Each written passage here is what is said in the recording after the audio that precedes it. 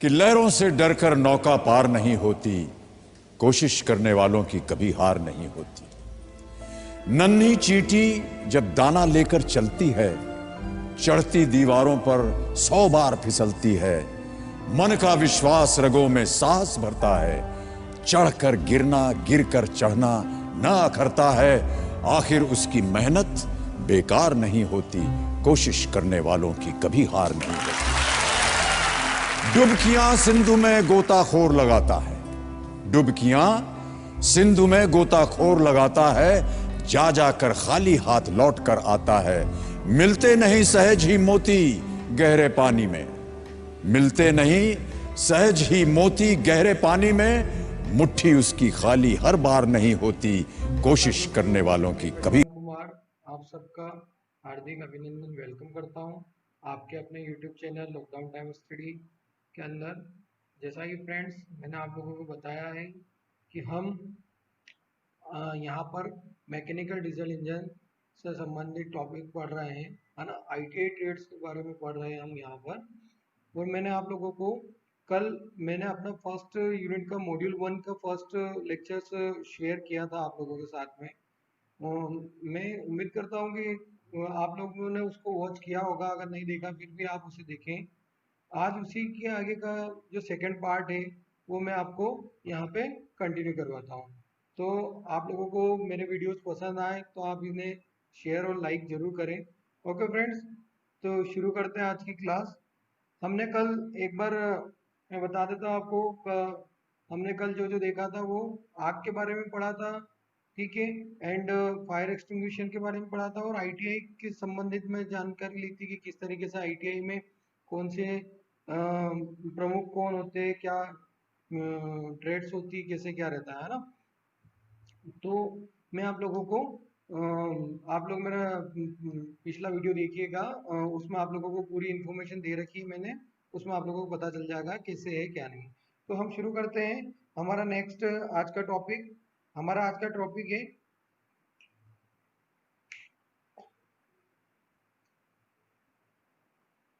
प्राथमिक उपचार।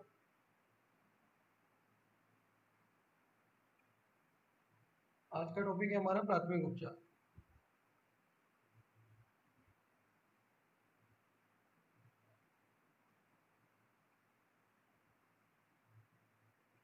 क्या होता है प्राथमिक उपचार?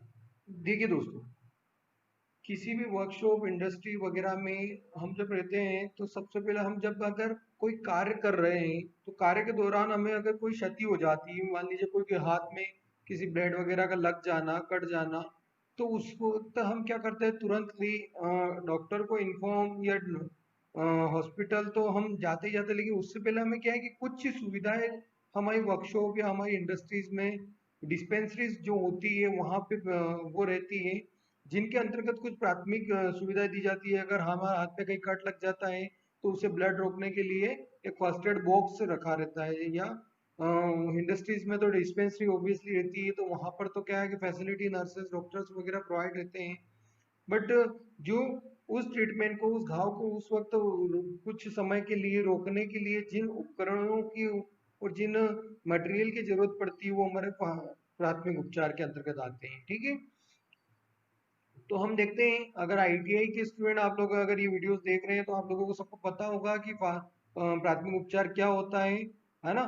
तो देखते हैं कि प्राथमिक उपचार के अंतर्गत क्या क्या आती है। देखिए मैं यहाँ पर फिर बता रहा हूँ कि मैं ज्यादा आपको कोई डीपली नहीं पढ़ा रहा हूँ, सिर्फ मैं कुछ फैक्ट बता रहा हूँ कि क्या है क्या नहीं। ओके, तो आप लोगों के कई बार क्वेश्चन यह आता है कि प्राथमिक उपचार के सामान कौन कौन से, तो आप ध्यान रखिएगा यहाँ पे प्राथमिक उपचार में प्रयोग किए जाने वाली सामग्री कौन कौन सी, ओके, किन किन सामग्रियों का प्रयोग करते हैं प्राथमिक उपचार के अंतर्गत, है ना।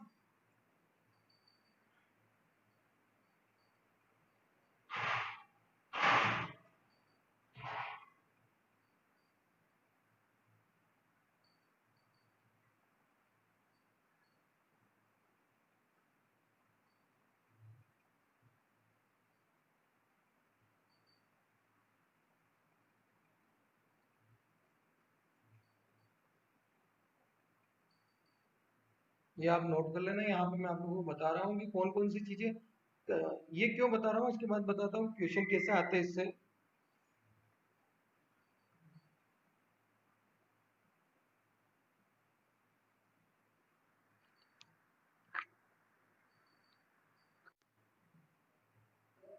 ये यहाँ पर कुछ मटेरियल दे रखे हैं, है ना, कुछ सामान दे रखे हैं जिनका हम प्राथमिक उपचार में प्रयोग करते हैं। तो आप लोग इनमें ध्यान रखिएगा, क्योंकि इनसे क्वेश्चन ऐसा बनेगा कि अगर आया क्वेश्चन की निम्नलिखित में से वह कौन सा सामान है, वह कौन सा उपकरण जिनका प्रयोग प्राथमिक उपचार में किया जाता है या नहीं किया जाता है ना। तो नहीं किया जाता मतलब कम से कम हमें इतने तो पता होना चाहिए, इसके अलावा जो नहीं किया जाता वो भी मैं आपको बताऊंगा। ओके, देखिए, tincture iodine, tincture benzoin, potassium permanganate, Dettol, soda bicarbo, सूंघने का नमक, एसीपी बर्नोल, दवाई युक्त प्लास्टर, त्रिकोणीय व गोली पट्टी, रुई कैंची, जो आपका रुई knife and seizure, safety pin, दवा पिलाने का गिलास इत्यादि। ये कुछ उपकरण है, ये कुछ सामान है जिनके माध्यम से हम क्या करते हैं, प्राथमिक उपचार में सामग्री प्राथमिक उपचार के लिए उपयोग में लेते हैं। इसके अलावा जब अगर किसी व्यक्ति को दुर्घटना हो जाती है तो उसे हमें क्या दिलासा देते रहना चाहिए कि तुम घबराओ मत, तुम ठीक हो जाओ, क्योंकि क्या है कि ये प्राथमिक उपचार के नियमों के अंतर्गत आता है। ठीक है, इसके अलावा मैं आप लोगों को जो बताने जा रहा हूँ कि क्या होता है जब किसी व्यक्ति को गंभीर चोट लग जाती है, गंभीर घायल हो जाता है, तो उसे एबीसी के बारे में बताना चाहिए। एबीसी सोच, उस वक्त एबीसी के बारे में सोचना चाहिए। अब आप सोच रहे होंगे सर कि ये आपने जो बोला उस वक्त ए बी सी, ये एबीसी क्या होता है, तो इसके बारे में मैं आपको बताता हूँ कि एबीसी के प्राथमिक उपचार में एबीसी के बारे में क्या सोचना चाहिए, है ना। प्राथमिक उपचार में एबीसी के मध्य में क्या सोचना चाहिए हम देखते हैं। देखिए, ए का मीन्स क्या है, यहाँ पे एबीसी इंफॉर्मेशन दे रहा हूं मैं, इन पॉइंट्स को आप ध्यान रखिएगा। कई बार आपका जो एग्जाम्स में वो ये पूछ लेगा कि ए का फुल फॉर्म क्या है, बी का क्या है, सी का क्या है, ऐसे क्वेश्चन बने हुए हैं ना। मैं इस वीडियो के लास्ट में आप लोगों को बता रहा हूँ कि मैं अपने पॉइंट एक इसका ऑब्जेक्टिव मल्टीपल क्वेश्चन बनाऊंगा जिसमें आपको इन सब के क्लियर हो जाएंगे किस तरह से ऑब्जेक्टिव बनते हैं। देखते हैं क्या बोल रहा हूँ। ए for airway, A for airway means सुनिश्चित करें कि पीड़ित की श्वास नली जीभ किसी बाहरी वस्तु से ब्लॉक न हो। ओके दोस्तों, हमें ये सुनिश्चित करना चाहिए कि अगर कोई पीड़ित व्यक्ति है तो उसकी जो है श्वास नली वो किसी बाहरी कोई बाहरी वस्तु के द्वारा वो जाम ना हो। ओके, तो ये आप इस डायग्राम में देख सकते हैं, इस चित्र के माध्यम से आपको पता चल जाएगा कि किस तरीके से हमें ये चीज चेक करना चाहिए। ओके, देखिए आप इस डायग्राम को,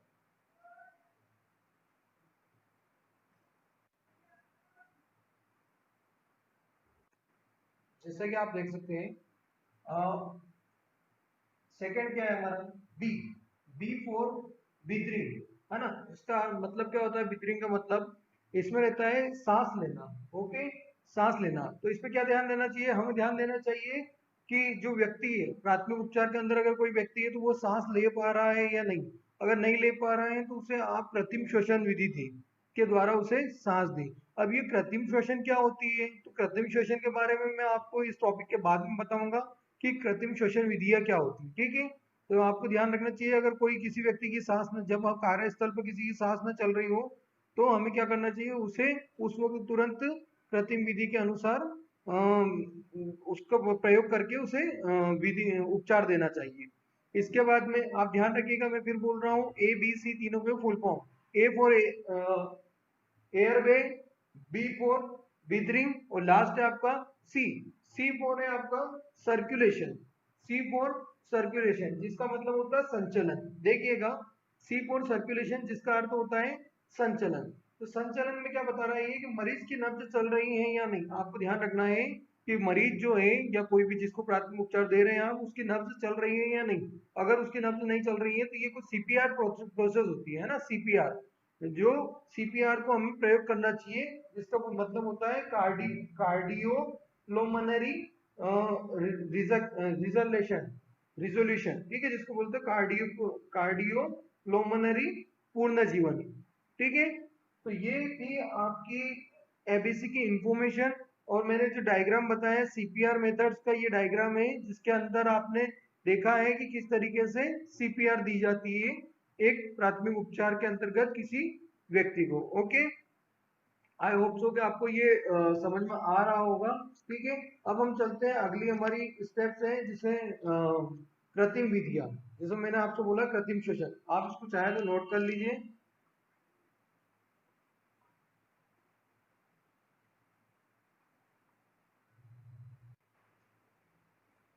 ओके, नेक्स्ट है हमारी, नेक्स्ट क्या है, कृत्रिम श्वसन विधियां। मैंने जैसे बताया आपको कि अब कृत्रिम श्वसन विधियां क्या होती है, इसमें क्या होता है, इसमें भी व्यक्ति को प्राथमिक उपचार के अंतर्गत क्या दी जाती है, सांस दी जाती है। अगर किसी की सांस नहीं चल रही हो तो उसे इन 3 विधियों के द्वारा हम सीपीआर जो प्रोसेस है उसी के ये भाग है, इनके द्वारा हम क्या करते हैं, व्यक्ति को श्वास देते हैं। ओके,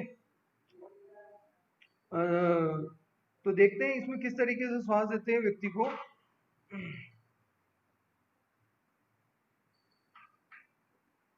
आप लोग ये देख सकते हैं, ये बना रखा है, लिख रखा है मैंने, सॉरी ये सीपीआर नहीं, ये बीथरिंग की है, बीथरिंग प्रक्रिया के अंतर्गत है ये। ठीक है, बीथरिंग प्रक्रिया के अंतर्गत है ये। तो ये देखिएगा इसमें क्या बता रहा है ये, इसकी 3 विधियां होती है, हम यहाँ पे पहली देखते हैं शेफर विधि। अब शेफर विधि में क्या होता है, इस विधि के अंतर, इस विधि में जो है, जो व्यक्ति होता है उसे क्या करते हैं, व्यक्ति को औंधा लेटाया जाता है। क्या करता है, औंधा, औंधा लिटाया जाता है, मतलब औंधा मतलब उल्टा लिटा दिया जाता है, और हाथ सिर के तरफ कर दिया जाता है। यहाँ मैं एक डायग्राम बता रहा हूँ आपको, इस डायग्राम को देख करके आपको क्लियर हो जाएगा कि किस तरीके से इस विधि का प्रयोग किया जाता है। इस डायग्राम में बता रखा है, व्यक्ति को औंधा लेटा करके उसके पीछे से क्या, उसके डायफ्राम पे प्रेस करके उसको श्वसन दी जाती है, जिससे क्या है कि व्यक्ति की फेफड़ों के थ्रू जो हवा है वो बाहर निकलेगी, और वह उसकी जो सांस लेने की जो प्रतिक्रिया बंद हुई थी वह चलना शुरू हो जाएगी। ओके, तो आप देख सकते हैं इस डायग्राम में कि किस तरीके से इस विधि को बताया गया है।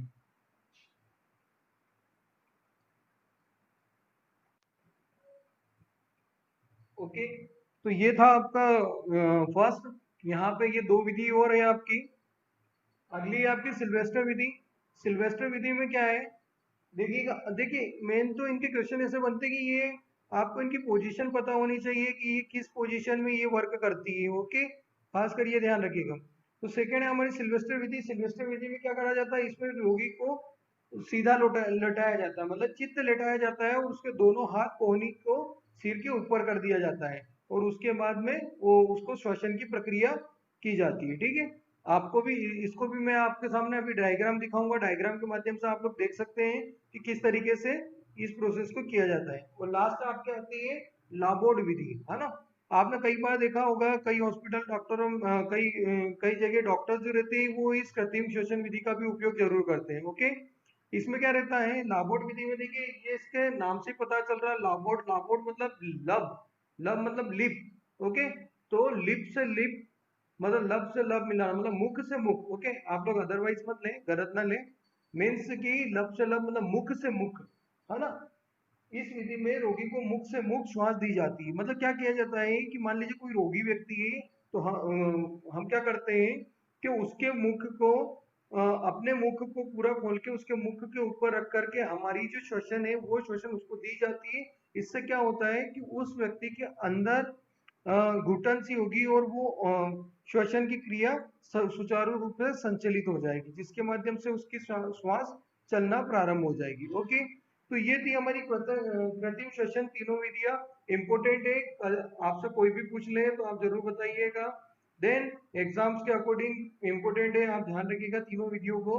ओके, इनके डायग्राम में आप लोगों को बता चुका हूँ, बताने जा रहा हूँ कि किस तरीके से ये वर्क करती है, तो आप खासकर इनका ध्यान रखिए। ओके फ्रेंड्स, नोट कर लीजिएगा, इनमें देखिएगा इनके डायग्राम किस तरीके से ये वर्क करती है।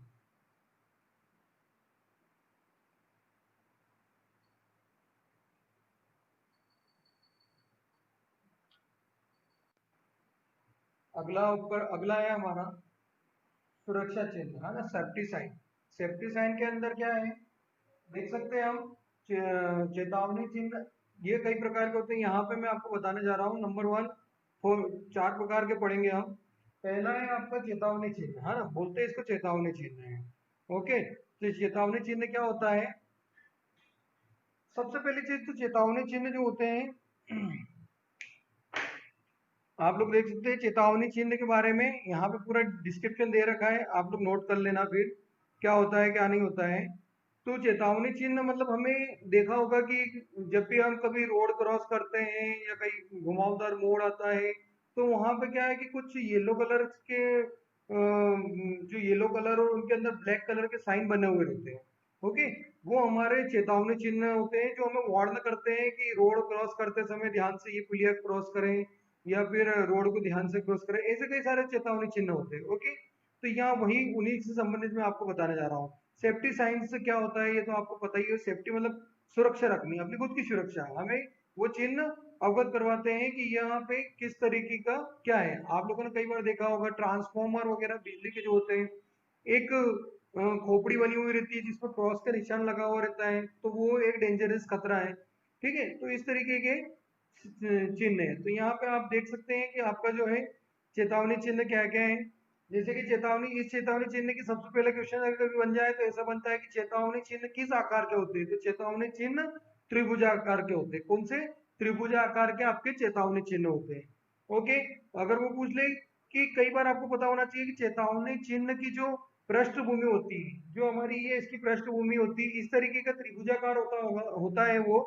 ओके, इसकी जो पृष्ठभूमि होती है वो किस रंग की होती है? तो पृष्ठभूमि पीले रंग की होती है। कौन से? येलो कलर की होती है। ठीक है, और उसकी जो बॉर्डर होती है, जो ये बॉर्डर देख रहे हैं आप, ये पूरी बॉर्डर ये हमारी ब्लैक कलर की होती है। कौन से? ब्लैक कलर की। मैंने यहाँ पे ब्लैक कलर से बता भी रखा है। ओके, ये और इसके अंदर जो चिन्ह होते हैं वो चिन्ह भी आपके कौन से रहते हैं? वो चिन्ह भी आपके काले रंग से बने हुए रहते हैं। ठीक है, ये यहाँ पे मैं इसको बना देता हूँ। ये एक सिंबल है।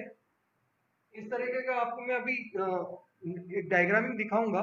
उन डायग्राम में आप लोग पता आप लोग देख सकते हैं कि किस तरीके से चेतावनी चिन्ह का प्रयोग किया जाता है। ओके, देन इसके अलावा और क्या है, इनके नीचे चेतावनी लिखी जाती है।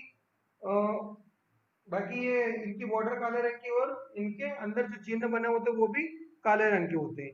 तो ये था हमारा सुरक्षा चिन्ह में पहला प्रकार, चेतावनी चिन्ह। ओके, आप लोग इसे नोट कर लीजिए और मैं डायग्राम बता रहा हूँ, आप लोग देख सकते हैं किस तरीके के होते हैं। ठीक है, तो ये क्वेश्चन ध्यान रखिएगा। ओके, किस तरीके से इनमें जो क्वेश्चंस बनेंगे वो यही बनेंगे। आकार क्या होता है, इनका पृष्ठभूमि क्या होती है, इनके अंदर साइन किस कलर के बनते हैं, वो चीज नोट कर लीजिएगा आप इसे।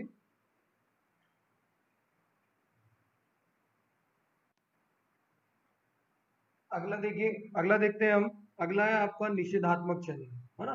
निषेधात्मक का अर्थ क्या होता है? निषेधात्मक का मतलब होता है निषेध, है ना, कि यह कार्य हमें नहीं करना। ओके, निषेध मतलब यह वर्क हमें नहीं करना। तो निषेधात्मक में क्या रहता है? जैसे कि आपने कई बार देखा होगा कि स्मोकिंग करते हुए लोगों को देखा होगा, तो वो जो सिगरेट्स का जो पैकेट रहता है उसमें एक चिन्ह बना हुआ रहता है कुछ इस तरह का। आप देख सकते हैं यहाँ पे मैंने ये यहाँ बना रखा है इस तरह का।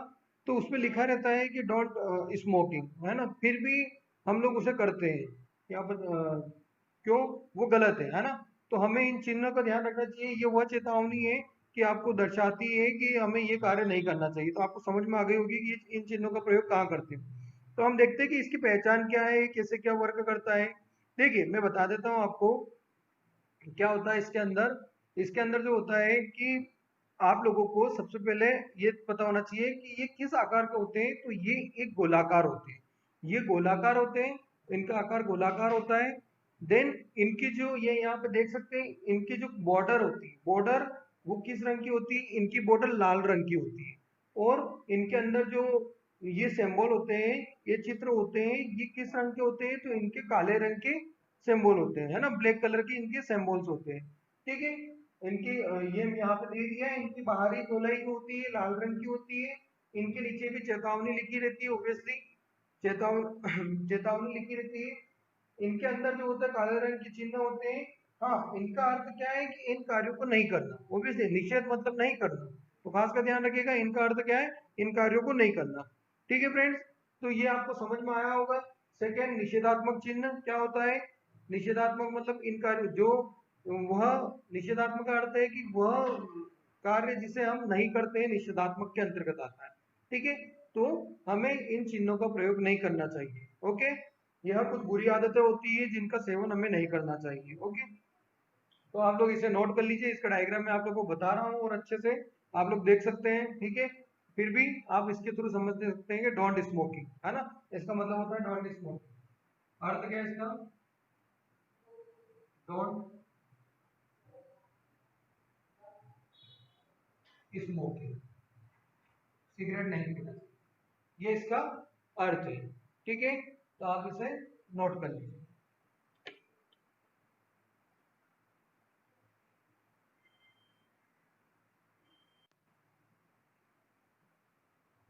ओके फ्रेंड्स, इसके बाद नेक्स्ट है आपका थर्ड, सुरक्षा आदेशात्मक चिन्ह, आदेशात्मक या अनिवार्य चिन्ह। अब ये आदेशात्मक या अनिवार्य चिन्ह क्या होते हैं? तो आदेशात्मक और अनिवार्य चिन्ह वह चिन्ह होते हैं जिनके अंदर हम नाम से ही पता चल रहा है कि कोई आदेश देना या अनिवार्य, मतलब हमारी बॉडी के लिए वह अनिवार्य हो। ओके, तो अनिवार्य चिन्ह में हम देखते हैं सबसे पहले इनका भी आकार क्या होता है? गोलाकार ही होता है। तो अनिवार्य में जैसे हम कोई वर्कशॉप में कार्य कर रहे हैं तो हमें क्या है कि मान लीजिए सेफ्टी शूज होते हैं, ओके, मशीन पे काम कर रहे हैं तो हमारे पास में चश्मा होना चाहिए, तो ये अनिवार्य है ना। क्यों? क्योंकि अगर ये चीज नहीं हुई तो अगर कोई मशीन पे कार्य कर रहे हैं तो चीप उड़ करके हमारी आंखों में लग सकती है। जूते हमें सेफ्टी होना चाहिए, वरना कोई भी अगर कोई पदार्थ या कोई भी टूल्स वगैरह अगर पैर पे गिर जाए तो वो सेफ्टी शूज हमारी रक्षा कर सकते हैं, ठीक है। तो ध्यान रखिएगा, ये अनिवार्य चिन्ह के अंतर्गत आते हैं, ठीक है। अब मैं आप लोगों को यहाँ पे बता देता हूँ इनमें क्या होता है। ये यहाँ पे आपको मैंने एक चिन्ह बना करके बता रखा है, ये देख सकते हैं आप, यहाँ पे मैंने एक सेफ्टी शूज बना रखा है जिसमें क्या बता रहा है ये कि ये हमारा एक अनिवार्य चिन्ह का उदाहरण है।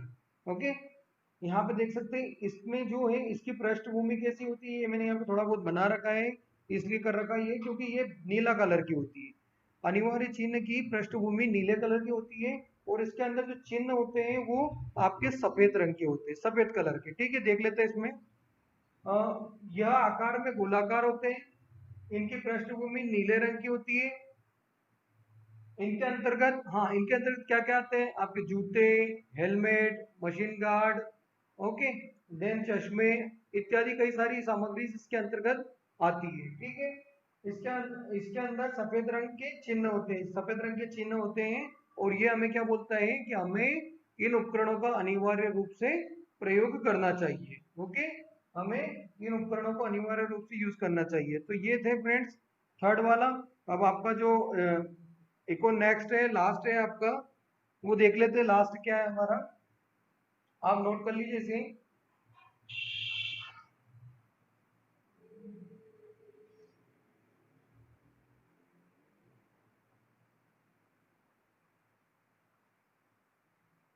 ओके, क्लीन कर देता हूं मैं।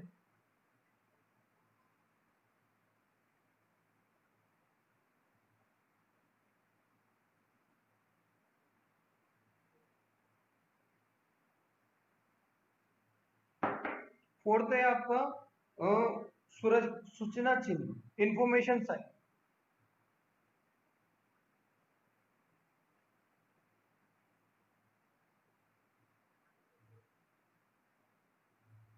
और सबसे पहले सूचना चिन्ह आपने कहाँ देखे होंगे? तो कुछ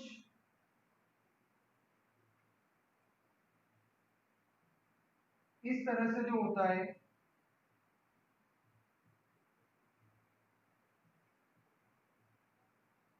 प्लस का, ये चिन्ह आपने कहीं देखा होगा।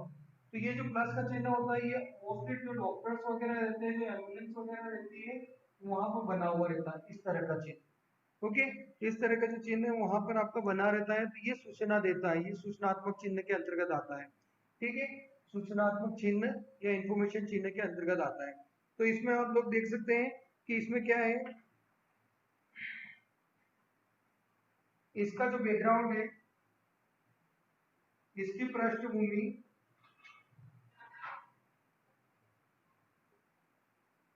हरे रंग की होती है। ये जो भूमि होती है किस कलर की होती है? हरे रंग की होती है।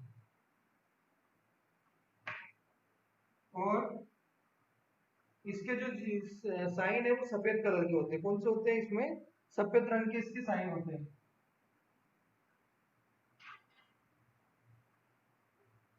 इसके अंदर चिन्ह